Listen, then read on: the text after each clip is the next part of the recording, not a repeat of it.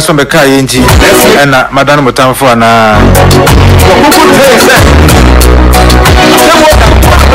so me kai enti na madam mutamfo ana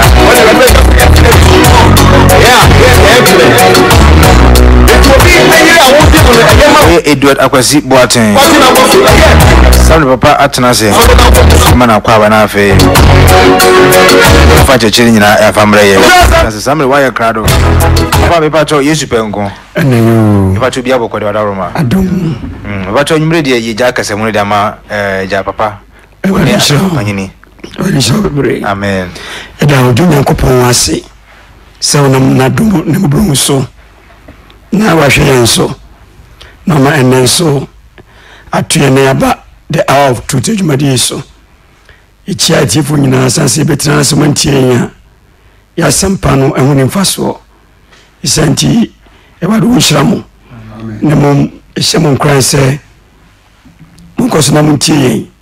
na ewadu banam adum so ama yesisi ho ama heaven amen obiso aka amekasipa amen heaven ti na yebre heaven ti na yakoba enu tina ma wase ka no krani hu no kranyinam ansana Yesu aba anase asana afiri asase so echi atute ministry manyina so asofo na asofo mefu nyina branch ahuru bia wona wa manane wona wa nyina awade wonhyiramu ni wona afi no mabaye tutuma so awade wonhyiramu bebre na enenso yabe wade na madum so benam yenso na yatwa yencheche eneso senti yebese na pastor Frimpong bompa de radiasi amayen Aradi Yesu Kristo enimre nsu yeda wasi wonko na sede nyina se wo ne fatawo obi ene wote se wasafo rade awodo ye chensa se wo bie kwan kakraka edi amaye sene de nsu na mwasam su besiesie obre ka se asedanka wodin ye bompa ye wo Yesu dimu jai jumedi nyina hye wasafo rade wonsa Aradi Yesu Kristo wo botayi ntia ye wade nyina esra wo se ma botayi ne dan so wamena to yense wona mu nkonkron so eba be kirekire nipa nyina no ani ewraye nyina na esro se ewrade ma ne nwemu die wo Yesu die mu ma ye nimra ye ho so yifi ewrade Yesu enema biara aboye hwefom yime bia ye de ye mpaye na amaya ka ho na me ahode be sore ne ye die nkonim na ma wie to no yetimi ahye wahene mu dom na boaye wo Yesu Kristo die mu ja komani adwene beti nyina ahye wonsa amen asodin echinyigye anyenie anwimi wom de yesiwo nyina kwa wo Yesu mu esro se nkonkron ankasa de hene wasem mra wugya ne tomi so wo Yesu Kristo dim ene bompai amen amen praise the Lord hallelujah manu krane so ewari vani sunyata den show Yesu penku ayo yada junya nkopon asese ne di kan aka no amen ene jumadi nti ene wa asene de bia kwasi da ebo eta utieno ene sunyame adum ya sampa edin shanya mabade say yansuso 7:30 mo fanchame 7:30 ampa nti ya sambishia nyame adum ya sofo nyina wa Pastor Richard wa Pastor Johnson wa Pastor Kwesi Frimpong wa Pastor Moses Asar wa Pastor Samuel Bwachi wa na Eda Sakao Eda George Eda Nimu Eda Rex Eda Ima Eda Chief Loss onya mai naso obeba amen yada junya kopanse seni adibia yenim no ya hyase na ya discuss about revelation radidima Pastor Richard Entry anama emma ni babibre akakwamu a ontimi nko heaven nano yehuse achiro no eye bible no na obosam pese ogifi yensam na nyoma odi gifi se bakoye atro nano yekanwasem enaso yebeto aso na ansa nano jumadie kasebi edayanim aye holiness believers conference adumaranti sa programi wadina meso eyema akristofo nyina agilifo nyina konkrofo nyina ope heaven akọ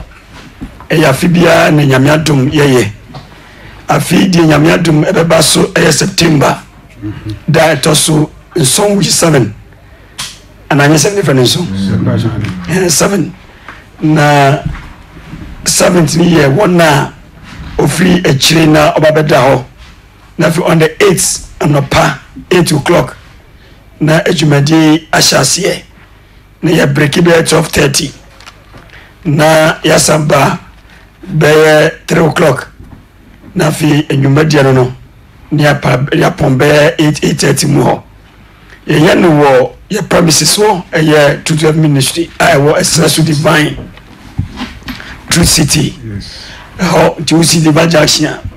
bɛnya ka aba hɔ na dwumadie yi yɛayɛ bi pɛn yɛgu so a yɛyɛ na wobɛduru hɔ a na wo sɛ yɛ saa Awurade ɛnam nkurɔfoɔ bi so akyerɛ nokware sɛm mpa nkasakasa nneɔma ahinta nsɔre bi ntimi nka nkyɛ a ɛfa yɛn nkwagyeɛ konkro yɛ ho di ahodoɔ Awurade de ma Pastor Richard Entwi na ebiere no yɛkyɛ ne ha woba wobɛtie bebree preaching afa konkro yɛ yɛ mu ne yɛabɔ nti ho ɛdɔfo nom bɔmmɔden sɛ baabi a wobia wobɛtumi aba bi sane sɛ baabi a wobɛda nyɛ problem deɛ wohia ɛyɛ mattress ɛne bi a sɛ ofi sɛ wosuo ntuntum bebree so a na wapɛ mosquito net ayɛ dɛn aka ho ne nneɔma kakra aduane nyɛ problem baabi a bɛda nso adom nti ɛnyɛ problem ɛnti yɛserɛ sɛ saa program bi bɔmmɔden a September mu ɛna bɛba so ɛyɛ ogya ɛyɛ kronkronyɛ ɛyɛ tumi ɛyɛ Awurade ahennie ɛyɛ hintasɛm ɛfa yɛn nkwagyeɛ ho na ɛsiane sɛ program no yɛyɛ ne yɛayɛ bi da nti mɛma asɔfoɔ no so aka ho asɛm kakra yɛwie a ne yɛakɔ yɛ program so mede ka ɛnkɔ Pastor Richard Entwi Pastor ma wokɔ aba yɛgya apostle patro no ti sɛn Awurade no adom Awurade hyɛ wo bebree ɔnhyira wo so papaapa nyame adom yɛsan bɛyɛ Awurade abɛkwa ma yɛbio sɛ yɛnyɛ Holiness Believers Conference a nyame adom ɛbɛba so September yi mu a na Awurade adom nti Awurade nam so di akotiri paa wɔ Holiness ba conference mu a ɛnyɛ asɛm ketewa kae 2017 2018 2019 2019 mɛnyɛ 20 ne deɛ na coronavirus ne pɛ sɛ hayɛ adwen but Awurade ɛyɛ adom this year nso wobɛyɛ ahyɛ ne deɛ no mu nyam ɛdeɛ na wobɛka kyerɛ asutifoɔ ɛfa Holiness conference a ɛba so yi ho apostle nyame nhyira tiefo nyinaa nso sɛ Awurade abie saa akwanya kɛse ɛde ama yɛn ama yɛadwe nsakyera saa ɛsiane sɛ awie berɛ mu Awurade hia nipa biara adwe nsakyera ɛsaa akwanya na yɛ adom kɛse a Awurade de ma ne ma ɛnti deɛ mɛsrɛ tiefo nyinaa ne sɛ ɔn deɛ ɔmmra nkwagye nti sɛ wopɛ heaven akɔnko adeɛ a ɛne atu no asi hɔ na ɔgyeɛ ɛbɛyɛ wo dea deɛ ɛbɛtumi aka bebrebe ne sɛ conference nyɛ conference a ɛyɛ sikasɛm sɛ bɛtua bɛyɛ akwankyerɛ bɛyɛ sɛ dabi san sɛ Yesu Kristo ma yɛte asɛ sɛ ɛnsɛnkyɛne biara ne asase so sɛ ɔde bɔyɛni bɛsakyerɛ n'adwen ɛno ne adeɛ a Awurade ɛyɛ de ma yɛn san sɛ wohwɛ wɔn a wɔbɛba testimonies ebinom di yɛ bɔne a wɔte mu na sɛ Awurade atumi asesa na ɛnwanwa ɛnti no deɛ mɛtumi asɛn sɛ ebia bɔne bi ɛson so adesoa bi bɔne bi apɛ sɛ wogyae ebia masturbation how lesbian how gay how ɛnneɛma bi a bɔne bi a ɔfii sɛ wote mu a ɛmmoa wo no wɔde ɛbra Awurade bɛyɛ ho nsɛnkyɛne nhyira nso papa Pastor Richard Entwi oba nso ɔbɛhu sɛ Awurade nam no so ɛkyɛ revelations a ɛyɛ deep ɛnyɛ nsuonsuo deɛ bi o ɛnyɛ pinti paste mo ka ne sɛn ɛnyɛ pinti ma me ntɔkora cut and paste acting yɛsi ankɔfo bebree aba ɔtie revelation ɔtie no apiki na wafame na ɔno so deɛ kɔgye din dabi ɛno deɛ Awurade bɛpra wo ɛwɔ nyɛ bia wei deɛ reality Ghana mpokora deɛ bɛka sɛ revelation paa deɛ ɛhyɛ ase paa deɛ Pastor Richard nso di mu akɔtene kasakasa Awurade hyɛhyɛ yi so no 2013 na ne ɛwɔ asɔredada no mu yɛ Church of Pentecost nyina na awurade yesu na mom 2013 mom na awurade hyase sɛ ɔde ne kra no honhom ɛkɔ heaven and hell ɛba over 30 over 40 ɛkɔ 50 mpo woba wobɛtie kakra bi pɛ kakra bi na wobɛtumi atie sɛn sɛ nanso deɛ wobɛtie nso hu sɛ ɛmu dɔ na awurade bɛboa wo na wahu awurade nkwagye Pastor Johnson conference na wasɛma no yɛka ebi yɛne sɛ conference na ebi de gye sika registration free kra ne asɛm ketewa sky bɛgye wɔ odidie ne ade nyɛ ɛze ebi fa so ba fɔre ahoroɔ ne ade mo de yɛdeɛ no te sɛ kama tifo sɛ bi a wɔsɛ obi tua sika bi awurade sɛ ne awurade na nso ka no yɛntua hwee okay ɛm sɛ wode abɛnya sɛ wɔbɛfa kaba saa sɛ bɛbɛtua biribi a ɔka sika ɛna ebi a yɛto offering a wotumi yɛ bi ato apart from that deɛ baabi a bɛda awurade adom ɛda asɔre no so deɛ wobɛdie ɛda asɔre no so nsuo koraa a wobɛyɛ adwuma koraa baabi akɔda koraa asɔre no na ndɛkɔhwɛ akɔfa baabi na ɛde ama bia bɛba biara nti no ɛmu sɛ conference ɛyɛ gathering of the saints a awurade ɛgada wɔ mo na ɔde nnepa ɛde asiesie yɛn nti sɛ wogye di sɛ woyɛ onyankopɔn ho ti no di a saa conference ɛwɔ sɛ woba bi wobɛti awurade mu nsɛm a ɛyɛ ahintasɛm a wɔne nsɛm mu na afei ɛbue wo nti aseɛ ni akristofo bebree hɔ a ɛwɔ sɛ yɛtumi ɛnya nteaseɛ wɔ kristosom mu deeper understanding wɔ onyankopɔn asɛm mu ɛsiane sɛ bebree hɔ a ɔyɛ kristo de deɛ but when you have deeper understanding of Christianity, that's right. And I say, you know, any Christian, but you will catch it as a more can call the hodder. Sir, it is a Uber conference here. Means over can call the horse in Patao, woman Patapi. That's right. But the power of the call to me. And you know, a conference, a radi adum say, when I was a funa some muscle.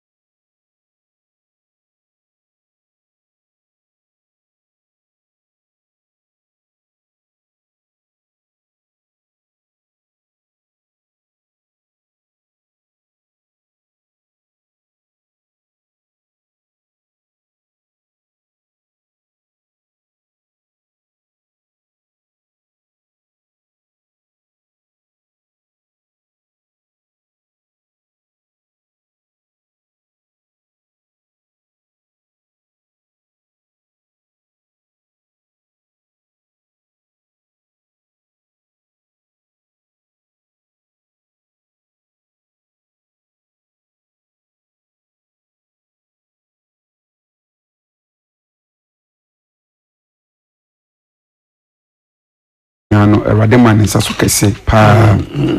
ade ye hia kese pa ne se awurade de ne han enwanwa no ebie ni pa ni se han wo ho no se ebema ni pa hu na de nti conference ni nyina no awurade na me na dom so na me han mu ema ni pa eni bie ewo Kristo som ho de di kan ni de tosumi no nyina eno kure pa ne na ye woni ma bibire ho no ni akwa abati na yintai nyina efa nneema na ekoso ewo Kristo sumu ene ma bibi wo na hinta so na conference titiru efa nneema ekoso wo asofo mu ko da kan ne ebusofo bia se wo yenyankopon nipa nti sofo bia bebo ndie bia ne edi nyame nipa nneema no nso ewade na conference ma yehu se o da bi saya kaso obi ye nyame nipa ne nwuma wo ye ne cheso nyame nipa enum na ma ye be hu se sa abo nsa ma hye bibira asofo pa o monam na da ne insisi ni ahommo ne kwan so ewie nipa bebrebe ekọ enam saade yo no so ma yehu sa oil ya abai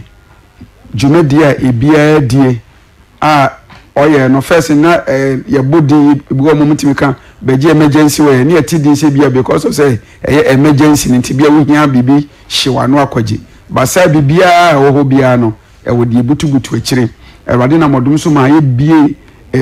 onam ne kanya so ma nipa ni bie pa na afi so siesie mu restitution so be Kristo ni anyem no ano no niema bibire ho no ma etwa se nipa otu ho na mo ebeboa ama Kristo som so etimi asipi ena de enwonwa kran se ade bia Awurade eka bia no wasanso de wodi ato ho no mu a odi bia nipa ani ti aka na niema na ebu ani guso no niema na yemfa nya hwe no Awurade nam conference ni so emu ema ani bie ema yin se no se me Kristo ni a enye no ano no ya wana monto bibire ho no ma etwa se mituka ho a ansa na metimi wura heaven no ma nya saade na nkan ho a mentimi nko eno na Awurade asa bie kwan biem asa de amaye no eno ti atun safre obi biara sebra nanso benya sa ehan mu chefan bi na ma ho so atimi asiesie ho asa enye den a edebie ni akire ba ebufo kese bi ba ebeto onipa bia na wona betimi adwane no eye wona obebu adom ne na wasiesie wo ho amasada no ameradi sawo so wari so be conference na ne kan wasem no dintie ye ni abrani se senior Awurade se conference ni na kasafo asofo ni edifo asumafo sempakafo ni adinu hintasema wumu no yetima eda butai no so conference ni se Awurade bufu eriba ntem obebi so bi kura se Awurade bufu etise de na fere nyame bufu kura wini obebi so bi se de na de Awurade bufu bansu kura na want me nkan kiro na say yes it me say Awurade bufu nti wonni empo ni se ebia etimu kura na Awurade bufu ehia se den eye adwuma yes ebi kwa no amukura oti okura bia na onyakobo bufu ye den eda no susu woni sase ye kanisia obia bufu chise bia hell nkwa ni dia okuwura na je say Awurade bufu abawo so na so bia character bia otimu kura no ebia otwitwi Awurade bufu ye den abawo so oba conference mu a obo ni na ni akasafo ni topics bibiri bon passer Awurade se obetina supam na afi watima ba na aboa so far as enyi usika na je hiane se wakasa obetinya miase no aba na yanye bre cause from Wednesday from Tuesday to Sunday the only bre no timi yanya bre ya doso nyakopo asemu na ya bonya mempa na wakire kwan mu yaresa na mu aduma chede ni na be yadwuma pastor asare asumafo kanibika ka conference no na ewia na pastor Yusuf ya to enadwuma di so eba cho dase na Awurade sinshira tiefo pa conference die metima kaze friends odwira say yedwira ya ho sa enti adofo amutie no se o pese odwira ho a wo de September ya di anim ya bra 7th September up to 12 September that's right bra be dwira ho that's right cause dan na Yesu na so nyankopon ka tseja fo ne mundwira mo that's right na koba saade a eno na ye pese Awurade nam asafu Yesu na ye se de be ya wudwira wo ho a because ade bu a ka wudwira na wo te wo ho sana holiness conference no Awurade de asisi ama ye se ye ne ye pese ye te ye ho na ye se no ye mra medwira ye ho se wo pese okọ heaven de abra bi wate ono fo wuti na bra behwe bedwira wo ho se de Awurade nam empanyimfo so ne asofo so ka no na ebeboa bebre esan se wandwira ho no kwasam se obekọ asore de but heaven de wunko bi yanka no kura ne adadaw enti conference wo homma wona opese woni Awurade nante konkon yim trene ne no kurem ekosi eno na Awurade de ato true to heaven ministry akoma se obia wo ye Kristo ni bia na opese woni Awurade ko tena heaven no wo de omra conference no untu kwa abruchira mesra wo se ja kwate na wo de me enye September no na wo wi a Awurade ebe fa so akira okwan se etwa se wonko abruchira no kwa wonko elan se de wo bete eni ahintasem a wo bete no eno mabu akwa wo kwaya wo betwa so ansa na wa position hu yi enu mu no wo wi a watu mu na mo Awurade nshira wari so pa nena mami ba ko dia dance se oba 2017 conference no and I'm saying okay wasema sorry say we obi a ontina so da ba ko munche na no kokuboni akuta nti owura so dem bia kakra na bibia na hino jai no wa mu bibia na hino jai umre ni shukra na okokra na hisisi ya no okọ Saudi ase enti na so wade na dum say obedru conference na se no wade ni saka no amen enne watema betina 2 minutes ama obey dickness kura so penny obey so penny aje so dia da se sasu na woni mu no ni nyina wa hubi jana ya fro enti bia wuti bani bi mu hu dia wunya bia o tia so dem so konkonsane akayo ni di pamu ehi eya woni na yesa na dwama suni ade dress fo wa woni se no nko nso tia so dem bomoden ne bra na awurade a utumi ade nyina ye no obeyi sa haw na ide everywhere na so utumi adu sa so bu se wo ye kristoni ampa na wa sisi ho sisi yesu ba na so obenya heaven na ide akọ yenko pastor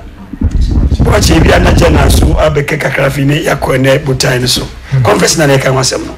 the rider talk must say everything for tea conference ya chom ni dia ba ni dia ko nyina this right info nyina amen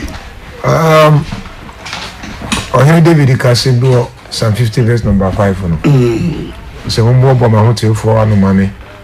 ona wana ma for boss so ene me wo apam that's right believers holiness conference that's right jidifo nyina ana nsiemu dia ya kronkron Erade nam na do so oboa nyina no se nyina yemra na yemma sua kwa ye be fa so be nanto okronkron yemu that's right ni asa no ni asa wa no Kristo no enti nipa bia o jidi pa se o ji Kristo Yesu di no sa brewe ye bra Kristo ebeda kronkron ye di e di ache nipa bia na ye hu kwa ye be fa so be nanti Kristo mu ye se de betimi ase no se de erade adom timo de ato program se erade nyankopɔ bufuhie aya ba no se yentini ensuya kwa be faso na nto kronkron yemu a abufusie no ye namu de na so yenim me kai se holiness conference ya bie mani mami hu because that time is na me minim se empokura no se obere makura empokura se wo ja o yere kura ko waro oba fufu empokura na se le radio chiwade wonna mo radio abufusie enso wonim the question is holiness believers conference we say no emma ebiebie agidifo ani emma ni ema hinta ewo Kristo so mu ye pa heaven akode but ni ema hinta ye but we say wa waka se gba o wadanse bebre pa cause sade ni say eboa me o kwa hodo bebre so ama ne no me so mitimi etu ni pa bifo enye no mpa se na ye nim se mpokura no se oba mpokura no so trouser mpokura Ewurade achiwade enim se o se o be di Kristo di wie na se wonnam Kristo kwa so me mo adwaman me no monsa me ni obi nkonkon sa enim se no ane konkon ye no se na konkon ye man kasa he ka ho asem no eye nyankopon so de ye ni padue ne Ewurade pese ye dia esi wo ma no no Ewurade ye te ho ma no enti men kasa bebre na mmom no se obi a odi ne wudi so oye odidi ni no pese ohunu kwan a agidi fo nanti Kristo mu e wo konkon ye kwa so no ye to safre ne se de tini dru one on the 7th to 12 no omra na Ewurade benam holiness conference ne so bi nani amana hu secret bia e wo konkon ye mu Ewurade shall be brave amen holiness conference yes bomodin se utie nkwade a Ewurade na bi kwama se tie sa program yi na memma wakoma mpirim esanse de bia Ewurade dumu bia o ma adombre bi esonso se utie na ama o life attending intime massa conference ni enere empanko bia na Ewurade efaso ebi kwa bai obesiesu anche na Ewurade tu safro and no more heaven ko massa conference na ke bia wiye kwa ko ya eni ma bebre dance ni do so bebre nti bomodia general apostle makwa ba yeah apostle conference yesi holiness conference nti ye woni pa ko bia ye pese omo ba se bia ye wo eseji se uye sofo na jise ukwa asori bi na sasori kwa yimu ana se hifo na ye expect se conference no omumre bi apostle Ewurade show se fo nyina ase conference nipa bia obi bia okondo Yesu Kristo se obekọ ne nchen se we eja na ode ba asase so a ewo botai bi ntino o hwe se ye fira asase so a ye mra ne nchen to nipa bia Ewurade di nda woso onipa bia Ewurade ahome ewo mu no emfa won asori awokọ emfa won ni dibra udi onipa bia so pese okọ Yesu nchen ko ade a awurade ehwew na conference mu awurade e mai ni mu ntiase e de besom Kristo som Bible ma etiase se Paul no yeso no ya de obi etia Kristo asafo ani Kristo nkofo no o ya de pa no officer o ya de pa ko sisi ne bi sa no ni ntiase na Bible ma etiase se Ethiopia no kono so no kenkan awurade asem no so no ntiase awurade soma Philip de no ko se onko cheche ase nti e bia awurade asem ni Kristo som no ntiase bi no ba wo ba awurade be bi woni ntiase be bi ho praise the Lord na se na awurade nam so ka no one factor power say awurade e campaign e boabo na hotefo e the heaven ticket e mo se omna ne nchen saa so na mprempren wiase ya duru nso no bon sam so ye campaign that's right into ko a itimi hia dompin ye se ye wiase ade ye bo dance we ye concert we nipa dombe kwa ko hia o enso awie ye to no owie saa wiase ani gene ahudie ni nyina e bon sam jam no ko be conference ye ready siesie o se obema ticket that's right e bia wo sidan bebre what cars bebre wo ho ya de bebre but wo be through heaven and on timi mwa ma won ko heaven but take it na awurade be boa no de be kura conference mu no e na awurade be wadom ni nyina tim to bibia onipa bia a wo pe konkoro ya nkyerɛ o kondo awurade tenene se obetima wura heaven no wo de bra na awurade be wadom bibia awurade so bebre de awurade ase wo de awurade na me so aguso ebo ye baguso ka wasam kusi se conference no ebebasi sanse enim da rapture be si and enim da me anasa wonso obe free wiase ahun se bre ene nyina ye we coronavirus by la 2020 kunkum ni babebre obi nim so obe wusa bre no so prosom pro wokono ti se wa sese ho na wu a ehina wo den woko ti Kristo ni de bomodi ni nyaya onyakoba bufushe ni bia so obe tina boni mu na wu abefa akono eye bufushe na ba so enti yesere ade so mo bona ina yemre yakuma se na yem prese ye benya ho munwamma ne head ho munwamma ensin se de bia ye wadwumam de bia wadwumam de bia wasore nko a nko be bia e bi kura de odi emba gwato mama so se enko be bia ko chewe oh but baby so okwa e bi wani e tu de bra na bi wani na san ko ri akase bia oba tincha twai fa ho be bon e fani se 12 minutes enye no na mo de betini tase na o tinta se ni wie na ya wo se fa kwa fine na ya wo se fa trans so a eno so ni na na ware won kokko de ni da kire e te ware wo shira mo amen na okaye ho amen ya betu sa fre fani se DJ Figaro ubeba conference ni ubeba igare ni abecheba su beba bi na fi say betu bonta su beba bi ni diamond si hunache diamond nyina betu safre won we dey encourage to safre light from jumayefu nyina nyina na beta ye chi na fi in your conference ever we say be pray you come back to business awurade adom edi awurade dem ma pastor Richard entwa waka kire yen no na ye bobom ene ya do stage 2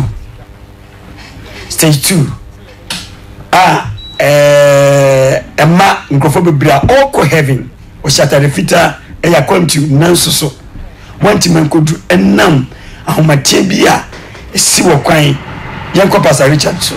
pastor Richard ma kwa ba ye ja apostle bibia bakode awurade na dom ebe wadi ase na yaba business nyame adum oda revelation atro na no yeka atro wasem say tu a mani pa be ka ho ene de yanko sidanke rade se rade mpese di pa bia be yeraba na ogusu da na hinta samadi ede kire isan se heavy akwantu na yetu no aya akwantu aye okon se de adana erade fa nyina yenso a na yeti adi yensem no aye okon kase pa san se kuro na ye komu no nye kura ye de bete ni tirimude na eko that's right aye okon kase pa ya honhom no so mu gina kwa mu so ya honhom a omho odin yi I see. Yeah, radiadum wa okuta nyame asam no de utimtwifa so ko enti demons ayekoto ya na omukuta omubaja bo omukokoso yaudie ahonhoma chese omodedi yaudie wura nipa ana yakoto mu kwemo yese odu ho so ayoko kase pa eninti no ye fa ye pe so na eko sa demons no se me jai bible na to me de me amepe na se ma ho odin bi ekuta me na me nyansa bi ekuta me ana me di bedi won so dabi di se nyame asem no kutawo se nyame asem no kutawo dia ene oye nkudimdifo asi nti enene ade a awurade adom yakoto omo a nyame adom etimi di sunkunim a na me si ha ama no dindin awurade shira amen shira na me bisam se yawodie ho no ona o kan vise be kakra bi yawodie ni nipa bebrebe na ka ho bebrebe wudu anu aja ne bible na to ni demon no kokko so uja bible no to pe demon no ahoden no ebi nyini sa asofo ka ho asofo kan opa asofo kan papa isa se ye nyina ya white ye nyina ya white ya just uni demon no kodi asie eni ntini demon no ono ohia hwe watare na sha no enye ne fe ba de nani sapa e bible no se bible no ebe ma wo se ya otinye entini se ne se maso betinam di se ne sa ka bible ne dia na otwifa so a ode watare na sha ofita no ode ade man ati se guru ye black ne beguso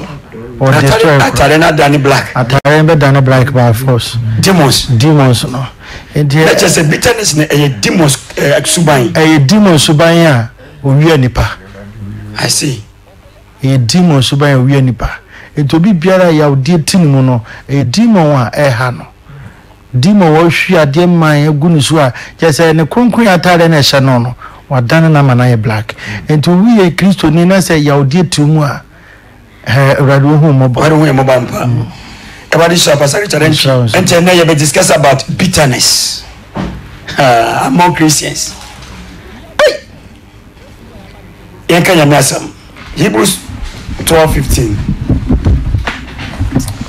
Ocheka Hebrew fongoma tidomenu yemu dunum Hebrew fongoma tidomenu yemu dunum awade asem se na monhwe yie na obi amfiri nyankopon adom no ho anka achi na onyunu yini bi amfiri anya ohaw bia amfanke kan amekeka nipa bebrei awade hu yemabo sisuma me bia wezen osina monhwe yie na obi amfiri nyankopon adom no ho anka achi na onyunu yini bi amfiri anya ohaw biara na amfanke kan amekeka nipa bebrei onyunu hini bitterness hini ka Ephesians 4:31-32 Ephesians 4:9 yemu aduasa baako ni aduasa mienu mama wonya no ye nyina ne bobone ni abufuo ni anokrokro ni abususem ne bone penyina mfiri mu na mama moye munye yie na enhyehye mo mema mo ho momfa mfirifiri mo ho sedo nyankopon nam Kristo so adi firi me no amen bijili se oka bitterness ade adi papa ye bufuo ngebaru mabo Colossians 3:8 Colossians 4:10 yemu nwotwe Colossians 4:10 mu nwotwe na afi mu de munye bufuo kokobone bone pe ebususem ni ani wusem nyina mfiri mu no mu amen Proverbs 14:10 mebusem tidunai emudu mebusem tidunai emudu awade asem se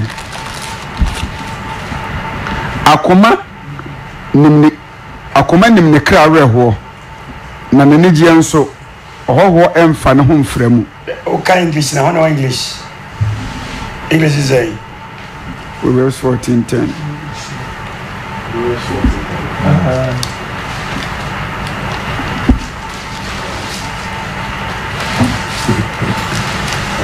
Proverbs chapter 14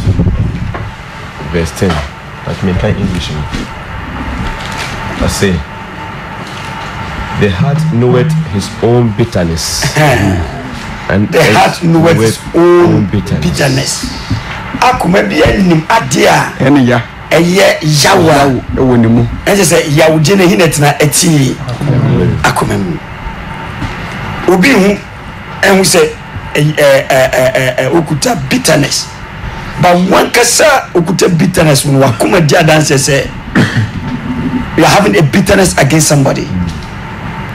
And here can say bitterness will be more, and you'll be never catch the one. I saw identify say you have the spirit of bitterness. Yanko Pastor Johnson,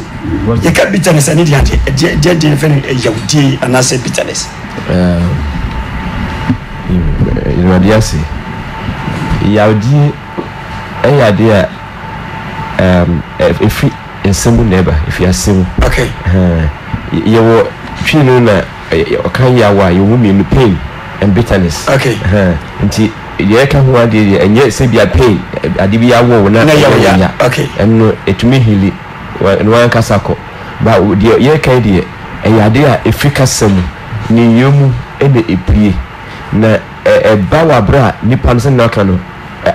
ontumi fa bonenche bia na de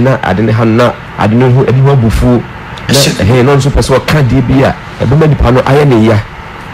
etere bia obi se e bia de yobi ontumi ka ho ase na o so ka kwan busu na eye ni nua ne ya nti saa ade na e ba e ka se Yahudi na se bitterness o de bufu ne ka o de amfa nche ne ka ni na ye na de ase ye ne ya ntono nso beka ade a titu awarefu mu bese ni kura ne ira na ade ne ya no odumi fa nche no nso aye ade a ebe bro de waye ne so nti e ba sa akoma no agi a we sa ade no ka na ko pesa ade be ye ni giama no ba anya ni giama no nti be ka se no ye Yahudi a abani pa no afa. I see. Yahudi abba nipa no afa. Yahudi abba nipa no afa. So bia ya wade na ehyewu na ase wodwene ho na ehaw na esa ma se bitima ka ye bitua ne ka anase ho nipa nkra memfi no anase nipa nkra men kasa no ho nipa nko wukura nka mepe anase o hwia si kwa mpe ka woku nka kamfa no mo na emfiri ho anase ka obi so ntua ne ka ni ade a ewade o ya mababa ti sanu mani nya ne fe no Yahudi amfam free eni na kotwimba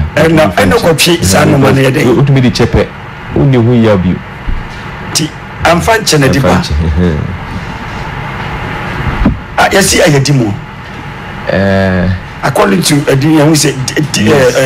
bitterness is a demon. Yes. How can I explain that? Yeah, as I say enye nyame hohum. Okay. Didn't demon say Satan use sa demon na wama so ma ho kwan obi wura mu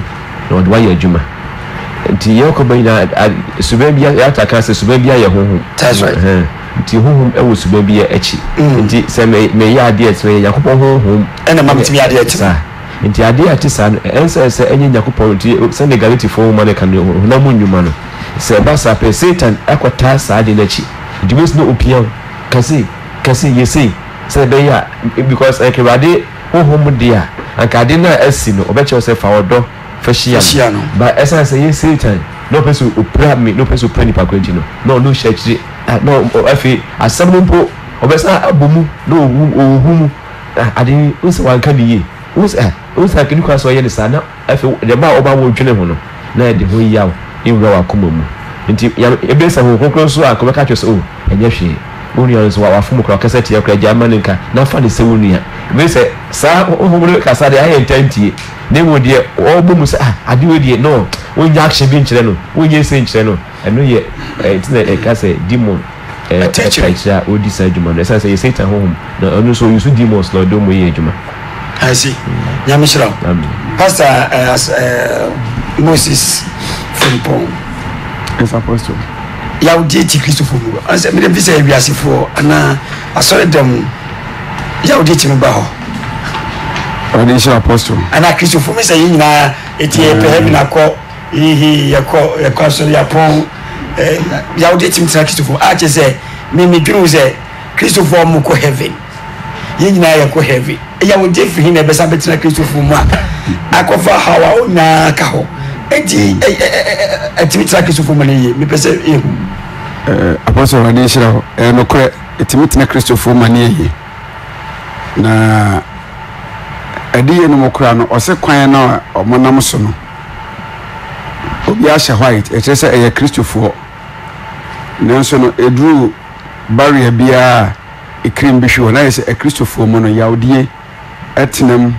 emane yeye na meka ne se nipa ne ni ana ho na omane ho kwan ko ade a ebeye adwuma woni mu ade na diba apostle radin shirawo yawdie ni fa kese pa ede ba no dodo na no firi kasam ena afenso eniye mu Christopher mu yawdie no eye mate na se nipa na mpe asem na se amisa etimi de sade because akwai ba kwa yawdie fa so ba eni se de wu susu ni se wodi bibi ba yo no wodi sade na ye wo no se nipa no sa adwene nya bo tiremu a se wade anya wadomu a ema yawdie timitina wo mu pa titiru ebia me ba asore ache me beja pastor Asare ancha kura na pastor Asare ba ne fa na asore pani me so me beja no se wade anya madoma wade amwa me a na se me makwan mani wura me mu se because Satan always ope bibi gina so akasa na wonya ba no bisusu kire me na megi no susu enu tumu pe wonya me unso beja pastor Asare asofo ni nyi mu no mu hwehwe ni mu nti hweso mafa pastor Asare pani agya wo unso manya ade kura osusu ba wo adwene nya tumu se asofo kura so mo nwene me nti ba mba so nti so mu wu me eno ano no ababetim ena bio se mati minu anwa asem wa sore dem na mampa misemu na mefre se kasa ho no eno na edua wo mu na ade ba ko a ema ne ehu ne se enya dua ye nso wa na enka wo nkoa mu na frase ekeka ko because enya da ye mfa ne se me ne pastor Asare dia me ye mfa to yi enya da madam fo ne pastor Boache na ko pastor Boache o pastor ade bi ko so asore dem ha me nti ase kura o ye nyina na wa ha na me ba asore ja pastor Asare hwesi afa pastor Asare asore pani eja me ohwe modemu a me bonsuo to ame na mu bibia me ye bia na hwe o maye ya to a ohwe nti efe servade ama pastor Asare na dwen amana mfa ntumi funu onya ka se jawo mu me kura me hu ya chepe eno ano no atreko eno ano no na ade na frase etre eje yin ko pastor Boache so adam for the pastor Richard nti afi de obewi a kire no wura soro dem ho no ma na ye ekuo na ho no na sade ni didin hinia dino ne yo ne nyuma ena ade ba ko a efa so bapa ade na wo se nkame na minya na manya na ya koma minua ne dia ma minua ade a me no se nkame ye na manye ne dia koma minua na minua ne dia hye ne nsa position osofo pani a wote ho on de okasa kura ebia bihwinsi nanso sofo ketwa ekasa bompa ye gina ewade mansenchani ayaresa ekoso enkrofo di wo mo ho adoma kire nsuma timima apostle ke men kasa kase kokuruko pa chese so cha kase adoma chede achede no so nyese nipa ne kotoyo adoma chede nti nyankopon no pe na odi ama no nanso saade yo no ho no ya hunu se se de ewade asema kase na ocheche ne maako se de onu ape ya nya saadwe ne pe na no so de ba awo me na o se me ye ebia mame mfa wo nye susu de because ye ne etia mame mfa nye susu de ewade mo ame pa to fa che me apostle na etia dwam o se bibia ni a o se ye wono nti se kwa se enye wono na wo hunu nti na de wo hunu ti wo ho na de wo hunu ti eso foketo a ewade anya wadoma wo mpie me na me ntina wona begimi post me na me ntina na begimi ani munyam e na wo bia ba se nipa ba so wo bia pedu wo hunu tie e na sofo na wo hunu tie ne we sofo wo hunu tie ne we na sofo pani ti wo na pani ko jo chere besie wan wi na sayare no e chichire no nti saa nneɛma ma nyinaa adoma kyɛdeɛ mu position mu anwomtuo mu saa nneɛma no nyinaa no de akyɛdeɛ mpo ekura timi de ba akyɛdeɛ kura timi de saa de yɛ ɔne ba akyɛdeɛ preaching yɛtie we preaching bi de yɛntie me preaching ana yɛmfa me nto so bi de bia we ɛyɛ asɛm o apostle saa de na yɛka no saa no ɛkum nipa bebree ɛku wura sɔre dɛm a meka madamfo bi na ɔse nadamfo sɔfo baako bi bisa ne sɛ ɛna wa ma sɔre wɔ se wɔ ma sɔre sɛ ai ɔbaaya nka bi ho adom ɛwɔ me mu meto ɔmo mfa me nto preaching no ɛna yɛde me to preaching wa ama ɔbaaya nka bi ho adom ɛwɔ me mu nti ɔte akyerɛ ne nyinaa no nakoma mu no yɛma no kwan na nadom ɛwɔ ne mu no ɛmpie nti saa akonya ne nya mmaaya yawudi kwa no na obi foforo na ɛyɛ awurade amoa a ɛbɛkye no na deɛ ma ne yɛhu na awurade ɛnam ɔdom so ɛnam pasa so ka sɛ ɔde glue no ɛsɔɔso na ɛyɛ mman a wontimi ntoa so ne sɛ aberɛ nipa wakonya te ase deɛ akonya bi a ɔwɔ so tumi sakyera wadwen na obi a wawu wɔ saa tebea ne mu na wansakyera n'adwen no wokɔ heaven a ehwɛ yɛdie so ɛdi pasi nipa bɛfiri yɛdie mu sɛ misi yawudie bitterness sɛ kyewa apɔso ɛne sa ɛden abiri bia so uhumfumsuo bibi ɛkɔso bia ho uhumfumsuo bibi ɛkɔso bia ɔnante a wote aseɛ ɔbɔ ne nsɛm a wote aseɛ obi a ne dressing program wote aseɛ ne dressing ɔtena se a wote aseɛ ohim ne nsa a wote aseɛ na de bi obɛyɛ bia wo yɛ sɛ osi tena aseɛ na ɔne mia ho ne tena aseɛ no kyerɛ sɛ ɔne mia nanteɛ no kyerɛ sɛ ɔne mia ebi a saa da bi a bibi atɔ n'ani ɛna ɔpɔsa wo ɔbɔ n'ani prɛprɛ ɔbɛka so obu n'ani kyie eti ɛde nneɛma bebree always you always find fault on anything bibia mu no obɛhu mfomso wɔ ho ɛna ɔde adi me ɔde ayɛ me ɔde ayɛ me sei ɔde ayɛ me sei nti yawudie ɛyɛ sɛ ɛkyewa ntina ma yɛ ehummɔne no agye sɛ awurade gye wo bibia yɛ wɔ hi bibia yɛ wɔ hi bibia kɔso bia yɛ wɔ hi nipa no kora kɔso kora ne sa yɛ wɔ hi ɛno koraa deɛ nti mo nya yadeɛ no ɛnyɛ wɔn a ɔmo taa yɛ abayifoɔ minsuro na mɛka deɛ awurade ho mmɔbɔ simanka deɛ awurade mfa nkyɛ me sɛ yɛse ho ehummɔne ehummɔne bɛtuma yɛ sa ɛna nneɛma bia nso a ɛma obi kɔso bia saa de no wɔ mu a wɔmpɛ ɛka nkona bibia no nyɛ wo sɛ na wo ka ho asɛm adeɛ ɛyɛ ɛbɛboa kwa na wo ka asɛm sɛ ka bɛtumi ka yɛ nsɛ no nipa bebree nsɔre ntia wɔmpɛ saa ne teɛ adeɛ ɛdi ho awurade ho nipa mu nti asɔre dɛm mu deɛ asɔre dɛm mu awurade mu ayɛ na edi hini wɔ hɔ so edi hini wɔ hɔ paa edi hini wɔ hɔ yɛdi ho mesi yawudie ho asɛm ɛna yɛkan bitterness in the church Christopher bebree akɔka because of bitterness yɛpɛ yɛ dina akɔ nanso bitterness wɔ yɛ mu Pastor Sare yare ne ɛbɛdi ne yɛtima akɔ yɛtima akɔ ma ne fa so dɛm kwan bɛɛ so si easy asomafo no kwasɛm sɛ ɛna fam sɛ yɛyi yawudie afiri di sɛ yɛnya Job akoma ne bi Yesu di ara sɛ Job die me de firi Job hɔ timu ade aba madase de aba New Testament dase ɔsɛm pakyɛ wɔ da no Hiob chapter 4 no verse 1 no ɔsɛ na Bible meta sɛ na wo kenkan Job chapter 1 na ɛba na Onyankopɔn de Job ho adansa sɛ wɔyɛ ɔbarima a na wɔdi mu nsuro Nyankopɔn na US asase so no Onyankopɔn ahyira no kyɛ onipa bi wɔ hɔ Elifas mo yɛ nipa ɔmo yɛ mɛɛma na ɔmo di n'akyi a mɛmfa sɛ wɔn mfa wɔn ebi kora ɔbo ɔmo ɔmo bɛ yie but Onyankopɔn ma akwan ma Satan de ne nsa kan no wɔn ma bɛdi ne ho fɛw sɛdeɛ awurade nam pastors no kana kasa wɔn huru no ɛwɔ Job chapter 4 ne ba no wɔsɛ na tɛmɛni Elifas bua sɛ ɛbɛyɛ wɔ ahomete anaa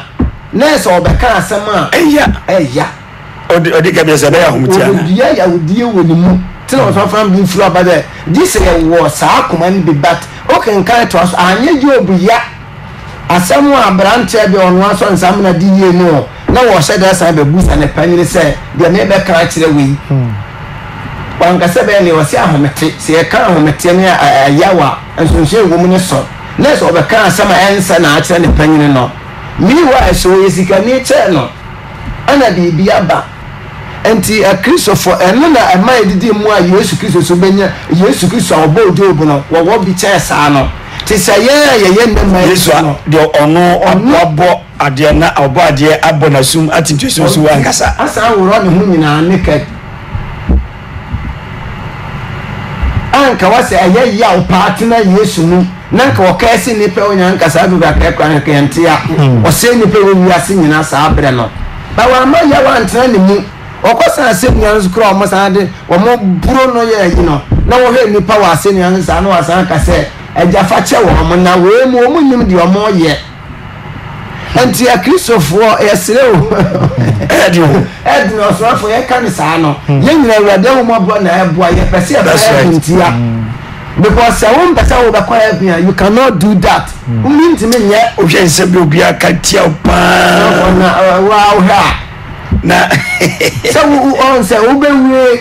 we are out to say ni point can you say o kan sa asam na tire we because won fa wo nyame mu no wo awunni mu wo mo tire say wo soro che no ba na bia me kan sa asam tire no obi kan sa asam na tire wo ti say ni wa botra wo wa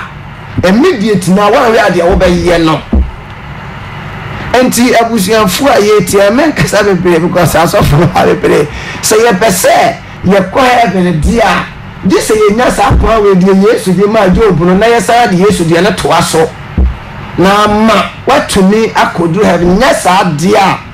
ya udie die wo ye nipa entumi nkoda sanse beginning no wo nyankopon bo nipa na nka ye ho boni e koye na be fifi sa dia na bae mu because awada sama o jene se o se da bia numran sira mu no na wo nyankopon kwasira nipa na ya odie nka okwa o manage okrokro wo mo sa memate se na de na mudi ye na ya odie ni ho entinom de ani die ba boni ba o mu dwane e flo na sha ase enti se wo ye nipa ye Kristo ni na se wan to me antu sa dia na se dia heaven die onye da ba so you ani fi so na ye nim se Ewade nam ye so kan so no wo ye nyame benti no ewade ba boa wo amen amen ewade wo yamabo amen ye wo ti wo nipa bebere mu ohun kwa kwa mfa so mfim the senti was so kwa heaven so obo sama ma o bible afi won sa truth ministry and out yenke hour of truth ewade wo nipa mabo amen wan na obeti magina kwesi awie ye ne ya je no ya wo di kun sofu ya wo di kun sofu kitwa sofu pani ya baba awari muso wo ho bitterness jai abusia mo wo ho unko uni wonu antam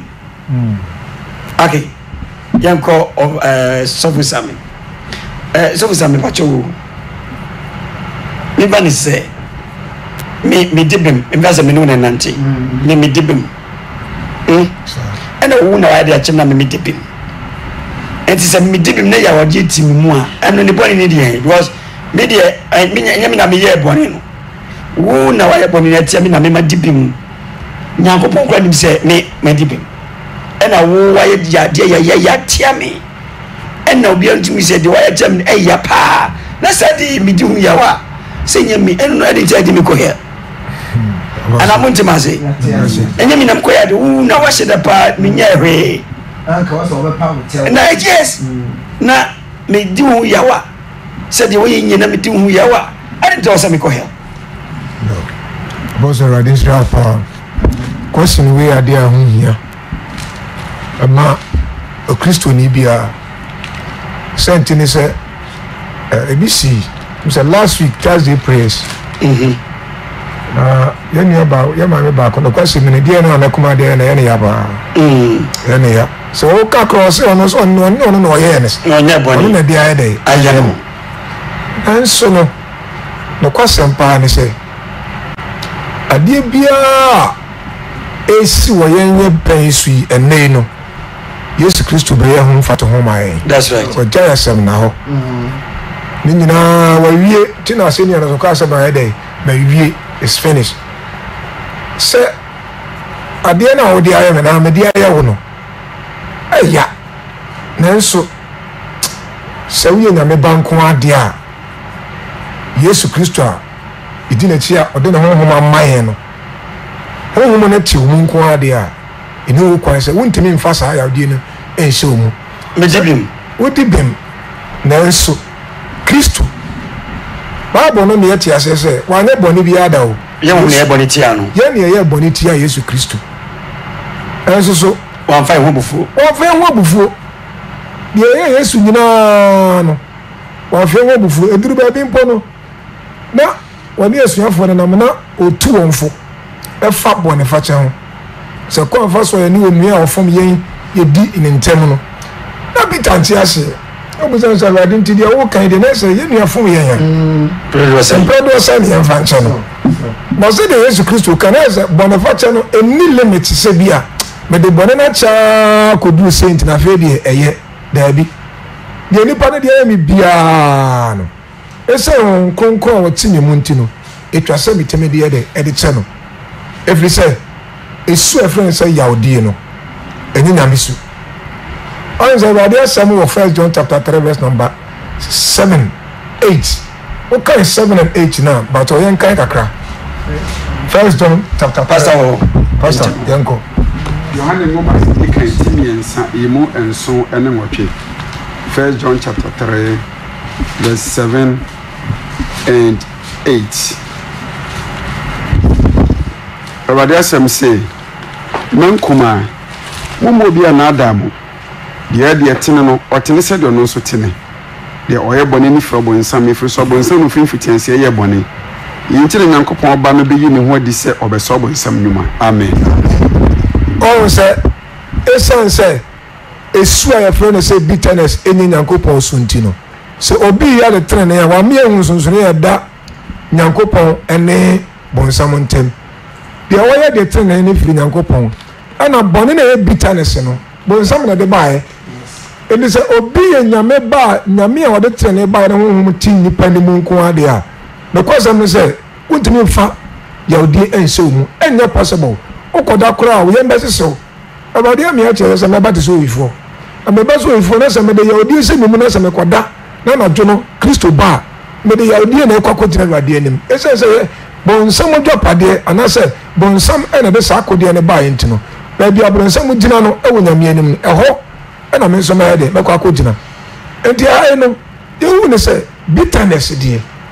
sɛ obi yɛ kristoni na sɛ yɛyɛ ne bɔne sɛ deɛn nokɔsɛm ni wontim fa bitterness ɛnso bisa wo kwasi sɛ na toa so yɛmfa sɛ asɔre dɛm wɔn a ɔwɔ bitterness ne wɔn a wɔnni bi koraa no ɔhefo no ofi sɛ ɔm dɔɔso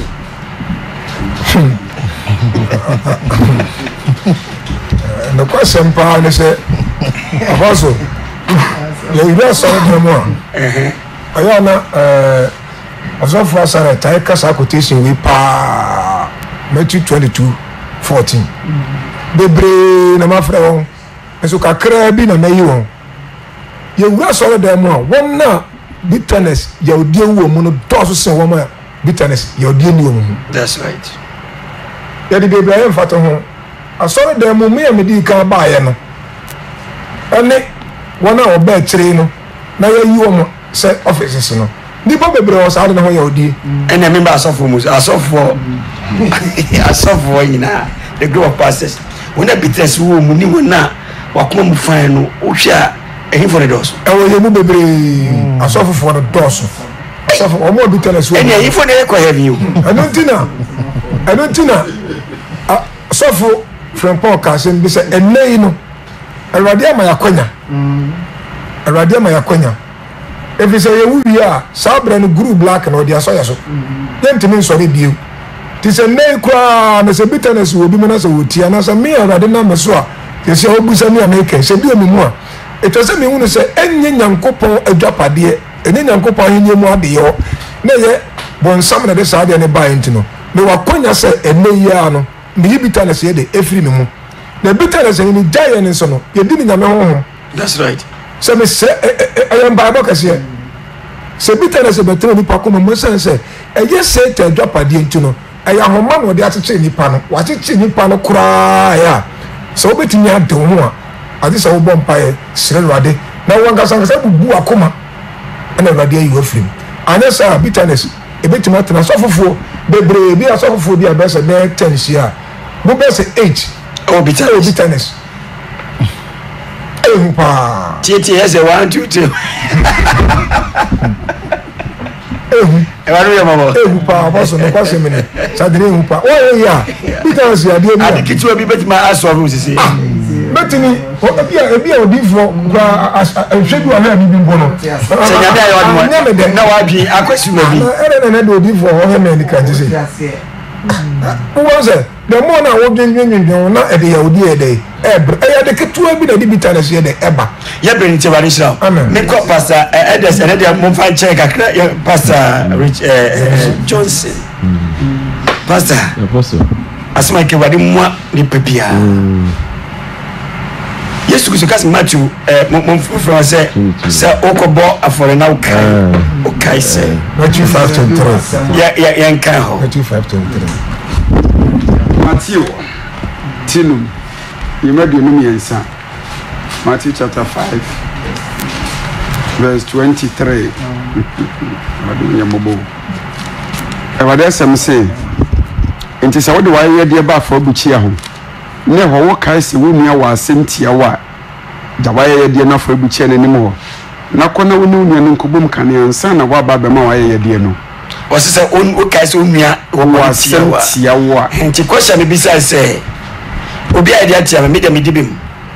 cause bebree na de ma bitterness no ɛyɛ adwuma pasɛ me so bɛboa yɛ wɔ bebree ni sɛ megye mu tum sɛ menyɛ bɔne ɔno na yɛ me bɔne nti ɔno ayɛ me bɔne nko ara deɛ ɛne ne ho yɛ ate me mu awurade kora nim sɛ memfom yi nti woka no akɔsi sɛ ɛmi da memfom mu ɔno ne fom me o pasɛ ɔdeɛ na woka fa ho ma atiefoɔ nyinaa hu sɛ ade no ɛnte saa na afei na fa sɔ so bɛmmiane sɛ yɛwo gye bi to bi mu a what is the effect how betuma how well yɛ ɔgye ne tiw mu no nti kakra sɛ next week ba ɛdɛ si bɛboa yɛ na afei yɛakɔ yɛ nim ɛne ɛhu but ade baako ɛtitiri koraa awarefo mu ebi a ne yere yɛayɛ n'adeɛ no nipa no ɔrealize sɛ wayɛ mfo nsoɔ nti bɛ sɛ ɔdi ho yi a nti ɔspɛte sɛ akani yɛ ade na ɛkyɛ no ne di ho yi a ebi a nipa no koraa ne ni ama so but the receive here no say ade a me kura ye medie base na o ma ne kura nti na o expect say bia and ko say ohu say ade o hyeda panas di wa ye mi wa for me nti o say ohu say wa for me but ni pa so nim nti o te wona odi ho ya nti say bia o be ka say o dance be bia di na say na eye me no na ko ohu say oh ene me srofa che me no onye ena de o kan so no ebu wa ni pa no so onye ntumu say wa for no but nipa no so mu sɛ wafom no nti sɛ ɛkɔba ne saa ɛgye sɛ dafa no nyinaa deɛ ade no ɛyɛ ne ya no ɔtumi bue ne mu anaasɛ so ɔtumi de kyɛ a ɛboa ma afei yadeɛ no ɛfiri ho na sɛ wamfa nkyɛ ɔsɛ ɔma no nua no a wayɛ no adeɛ a ɛtia no no ɔtumi ka kyerɛ no sɛ woda biribi adi sɛ deɛ no wani ma wo so but woayɛ biribi sei ɛha me nti sɛ ɔtumi pa mu ka ɛbɛsɛ ɛboa ma ɔmmienu nyinaa ɛnya fɛ sɛ adwɔkofa no tumi yɛ kɛseɛ ɛna effect nso a ɛde ba yɛ so sɛ ne yɛ kenkan bible no ɔse na mohwehwɛ na obi amfi ɔdom no ho akasi nti sɛ yawde ɛba a deɛ ade baako so di kan bi sɛ ɛbɛmo akakyi wɔ ɔdom no ho ɛbɛyi wafi nyame no ase saa no matter what abɛyɛ bia no ɛbɛmo aka adom no akyi nti sɛ wopɛ so bɛka adom no akyi deɛ na kyerɛ sɛ sɛ wɔyɛ ho adwuma nti no ɛde saa effect no ɛba ɛna apart from spiritual effect no ɛma wo nua dɔ nyɛ adwuma ne sɛ ɔdɔ anka wo ma wo nua no ka no sɛ sɛ wodi ne ho yia nti no wontumi nya saa ɔdɔ ne ma no nti sɛ ɛna wontumi nya ne mmoa wontumi nya ne mmoa tam bia na sɛ ho adwene kwan de wo timu saa no sɛ ade ebu mpo a ka adeɛ wɔ sɛ woyɛ no wontumi nya nti no ɛyɛ ade a sɛ woyɛ kristo na so awurade ammoa ma woandili with bitterness a ɔsɛ ɛyɛ root ɛhinta nti ante sɛ edua bi aso nyini a ewo asa na beso aba no na ne hiri na akɔfom yi nti no so wa nye ho adwuma a ebenyini na edua ne nyini na bi a ye wodua bi a ono agye sɛ wanyi asa na waso na ne hiri ne so kwa na ɛkɔ nti sɛ wa nye ho adwuma amma ehiri no ba bi o sɛ do stop no a ebedi di mu a empue no na pra ebi wakwaku ekwemu anase efi krampo no hunam from the physical effect no e dia komayade bebre mu jabroso e de ba esa say onipa na why wade no wada and to say forgive because I need forgiveness na nipa na yade em na ayo etiam nti de also go yere say odi che pe ebebu abehili wakoma na eye we ya no ebemma asum ajo ebasa Satan dada for or the be how bible it does say ukobo afodi na ukaya ja my mokra nti sin pa bebre empire born no kiso kwan nti say utumi de cha we na utumi de cha na de how dia no akai ene koye ho adwuma ko na nua le koka na ene ni mu eya na yese obeka che nua no ya na eye pa because ebasa emma on fan ko yobi ebi ada na ninda ne hoso no yesa nti say o man aso te say suba we say heniye na bia ne waye le ha bia na ha bi but next time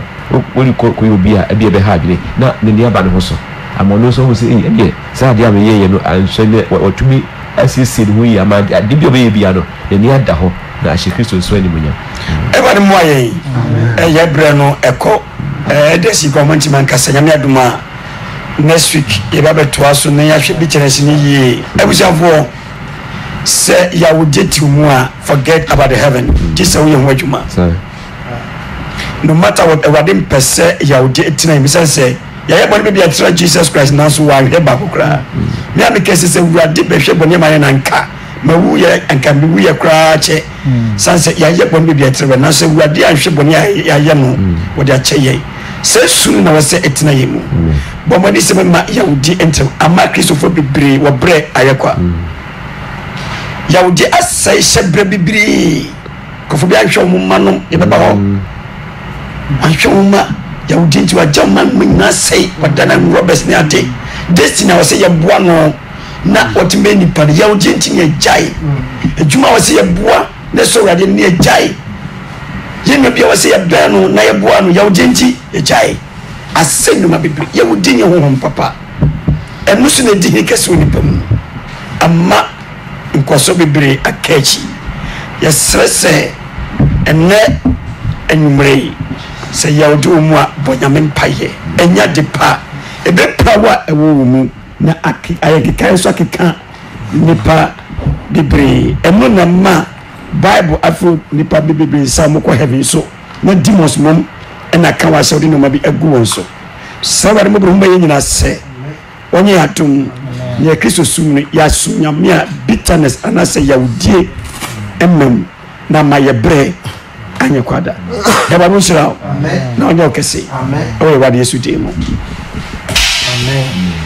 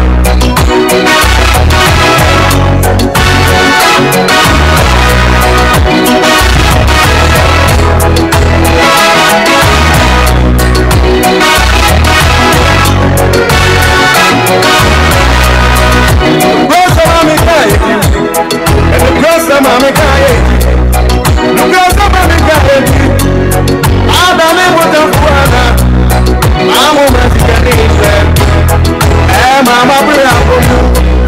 I'm on pay me if you say that they never got If I do it to me, Afre Abaso, number 0240 47 1991 0240 47 1991. If I try and Chani is open, come what you say, and hello, yes, if I try to mind, if I prefer my time, because every device. if I try to mind, come on. At the first, I was not of Pulimina, Yamusulina, the Chapasa, and a Papa Johnson, and the map of what my appreciate is Sumina. Bye. Pacho Obaso na wale wasitana menafe yatimia kasakama pa 0240 47 1991 anasa wetin afre 0243 940 743. Hello. Hello, Pacho ada romana yo. Okay, Pacho Mr. Kojo enkasa. And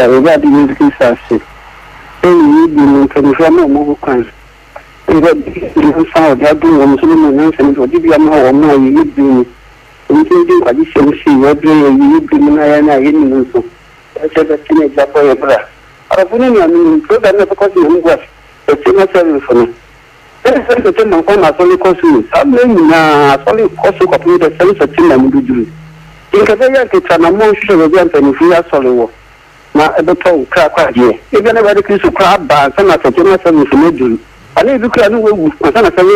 September, another book and a church, and some of September, which is one of my September. You have a kiss and could be on fast and money brand like crying and quite yet. The BBS is very kiss with you. Amen. Pacho also with me about so 0243 0240 47 1994 and answer 0243 940 743. Who's with me, Afre Abazo 0243 940 743 and answer 0240 47 1991.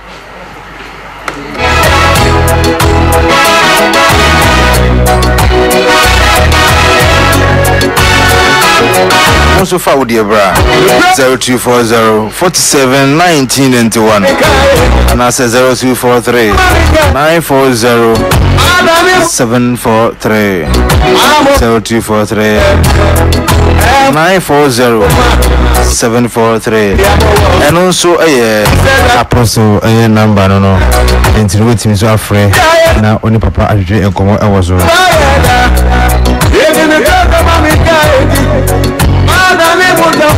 Hello. Hello. Yes, Panko. Me pacho wana your mommy.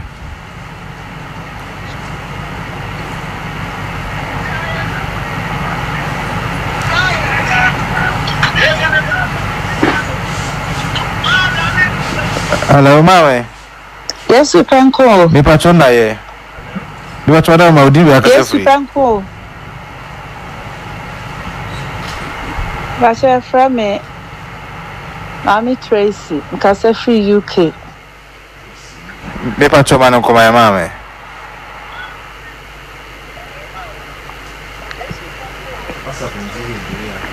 Basha nkasa free UK.